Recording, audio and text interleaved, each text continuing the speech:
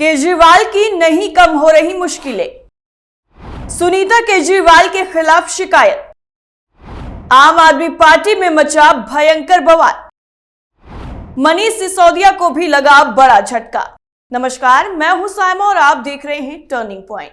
शराब घोटाले के आरोप में अरविंद केजरीवाल की गिरफ्तारी के बाद अब उनकी पत्नी सुनीता केजरीवाल पर भी तलवार लटक गई है और ये कहा जा रहा है कि अब सुनीता केजरीवाल भी गिरफ्तार होने वाली हैं, क्योंकि सुनीता केजरीवाल की मुश्किलें बढ़ गई हैं और उनके खिलाफ शिकायत भी हो गई है। तो अब सुनीता केजरीवाल क्या करेंगी ये देखना काफी अहम होगा।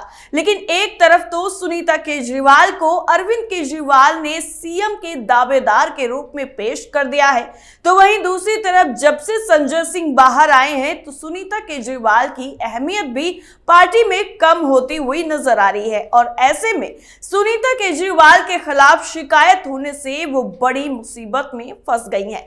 तो क्या कुछ है पूरा मामला, चलिए आपको पॉइंट टू पॉइंट बताते हैं।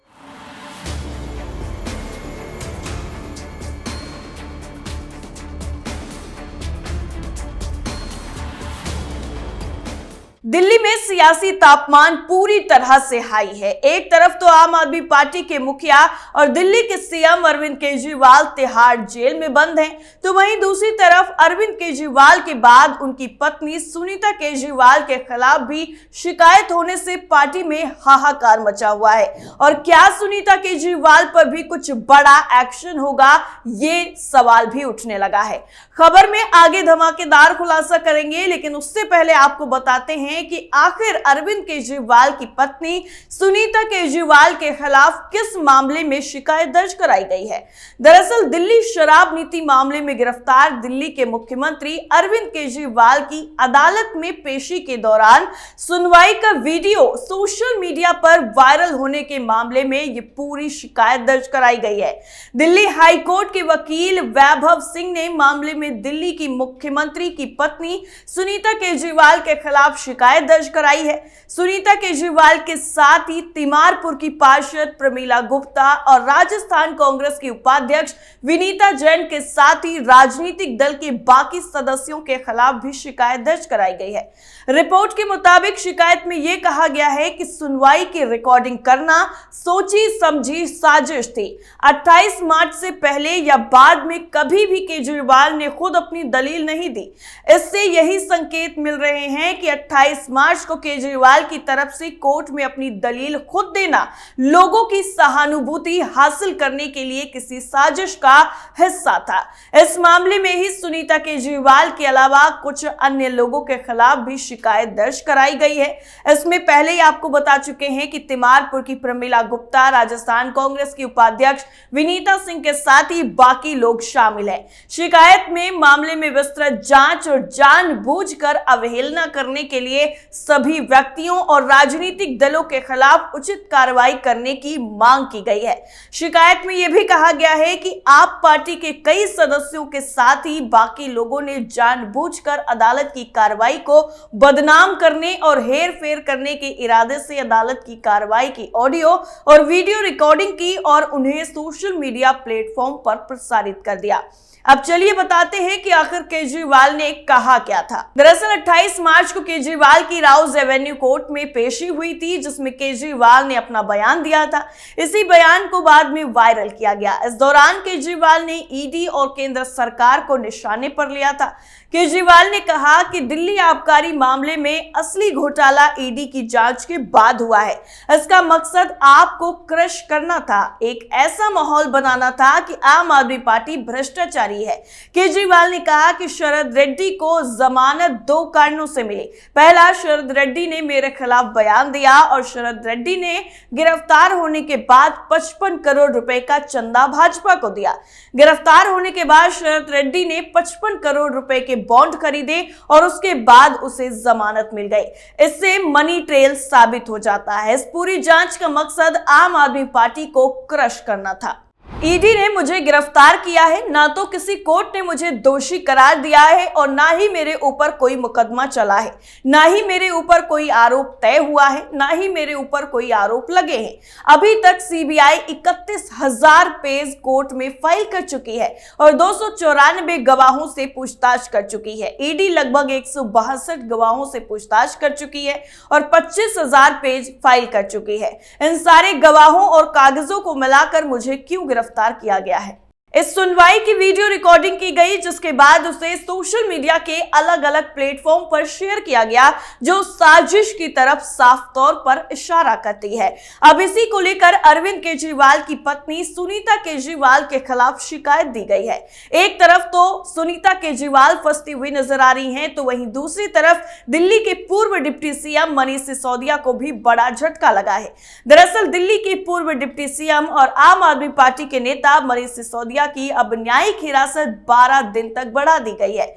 दिल्ली की राउज एवेन्यू कोर्ट ने उन्हें 18 अप्रैल तक न्यायिक हिरासत में ही रहने का फैसला सुनाया है। दरअसल शराब नीति केस को लेकर तिहाड़ जेल में बंद सिसोदिया की हिरासत 6 अप्रैल को खत्म हो रही थी। इसे लेकर ही उन्हें कोर्ट में पेश किया गया था। इससे पहले मनीष सिसोदिया की तिहाड़ जेल से लिखी चिट्ठी भी सामने आ चुकी है। इसमें उन्होंने अपने विधानसभा क्षेत्र के लोगों से कहा था कि जल्द ही बाहर मिलेंगे। इसके अलावा 2 अप्रैल को उनकी जमानत याचिका पर सुनवाई हुई थी। तब सिसोदिया ने कोर्ट से कहा था कि मुझे जेल में रखने से कोई फायदा नहीं है। दिल्ली शराब नीति से जुड़े मनी लॉन्ड्रिंग मामले में मेरे खिलाफ जांच पहले ही पूरी हो चुकी है। मेरी तरफ से जांच में बाधा डालने या सबूत मिटाने की कोई संभावना नहीं है। सिसोदिया ने स्पेशल जज एमके नागपाल से यह भी कहा था कि अगर अदालत उन्हें जमानत देने का फैसला करती है तो वो अदालत की किसी भी शर्त का पालन करने को भी तैयार है। सिसोदिया शराब नीति केस में 29 फरवरी 2023 से जेल में है और वो अभी भी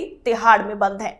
सुनवाई से एक दिन पहले चिट्ठी सामने आई। जमानत याचिका पर सुनवाई से एक दिन पहले ही यानी 5 अप्रैल को सिसोदिया की एक चिट्ठी सामने आई थी। उन्होंने ये चिट्ठी 15 मार्च को अपने विधानसभा क्षेत्र पटपड़गंज के लोगों को लिखी थी। हालांकि आम आदमी पार्टी ने इसे अपने एक्स प्लेटफॉर्म पर 5 अप्रैल को जारी किया। सिसोदिया ने इसमें कहा कि जेल में रहने के बाद आप सबके प्रति मेरा प्यार और बढ़ गया है। आपने मेरी पत्नी सीमा का बहुत ख्याल रखा। सीमा आप सबके बारे में बात करते हुए भावुक हो जाती है। आप सभी अपना ख्याल रखें। अंत में उन्होंने लिखा कि जल्द ही बाहर मिलेंगे। शिक्षा क्रांति जिंदाबाद। सिसोदिया पर क्या है आरोप? दरअसल कोविड में दुकान बंद रहने पर शराब कंपनियों को लाइसेंस फीस में 144.36 करोड़ रुपए की छूट दी गई। एक लाइसेंस आवेदक कंपनी को 30 करोड़ रुपए की रकम लौटाई, वो जरूरी एनओसी लेने में नाकाम रही। 2021-22 में जिनको शराब के लाइसेंस मिले उनको टेंडर होने के बाद बेजा फायदा पहुंचाया गया। मनीष सिसोदिया जो एक्साइज विभाग के मंत्री थे, उन्होंने एक्साइज नीति के खिलाफ फैसले लिए, शराब का लाइसेंस देने वालों को फायदा पहुंचाया, जिससे सरकारी खजाने को नुकसान हुआ।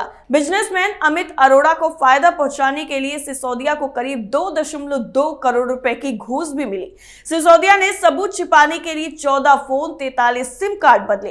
5 सिम सिसोदिया के नाम पर थे। इतना ही नहीं, तिहाड़ जेल से संजय सिंह को लेकर एक ऐसी रिपोर्ट भी सामने आ गई है जिसको सुनकर आप भी चौंक जाएंगे। दरअसल आम आदमी पार्टी तिहाड़ जेल में सुविधाएं नहीं मिलने का आरोप लगातार लगाती रही है, मगर आप नेता संजय सिंह का जेल में वजन 6 किलो बढ़ गया। यहां तक कि जेल जाने के वक्त उनका जो ब्लड प्रेशर यानी बीपी बढ़ा हुआ था वो भी 6 महीने में सामान्य पर आ गया। यहां आपको बता दें कि संजय सिंह को जमानत मिलने पर 3 अप्रैल को तिहाड़ से छोड़ दिया गया था। उस वक्त भी वो ILBS में इलाज करा रहे थे। भाजपा ने उनकी बीमारी पर सवाल उठाया है। भाजपा के प्रदेश मंत्री नेता हरीश खुराना ने एक्स पर पोस्ट कर तंज कसा कि मुख्यमंत्री अरविंद केजरीवाल का वजन कम होने की बात कहने वाली आम आदमी पार्टी को यह बताना चाहिए कि संजय सिंह की किस तरह जेल में खातिरदारी हुई है कि उनका वजन 1-2 किलो नहीं बल्कि 6 किलो बढ़ गया। इतना ही नहीं, उन्होंने आगे कहा कि तिहाड़ जेल दिल्ली सरकार के अंतर्गत है, तो आप और आपकी सरकार दोनों का वजन बढ़ने के बारे में स्पष्ट करना चाहिए। इसी बीच में तिहाड़ जेल प्रशासन की एक रिपोर्ट भी सामने आई जो संजय सिंह के स्वास्थ्य की जांच से संबंधित है। जेल में रहते हुए उनकी 15 बार की गई जांच की रिपोर्ट कहती है कि जेल में उनकी सेहत में सुधार हुआ है। रिपोर्ट के मुताबिक जब 13 अक्टूबर 2024 को जेल पहुंचे थे तो उनका वजन 76 किलो था, बीपी 153/103 था और 23 नवंबर को जीबी पंत में जांच के दौरान 130/80 निकला। 24 नवंबर को एम्स में की गई जांच में उनका वजन 4 किलो बढ़कर 80 किलो हो गया।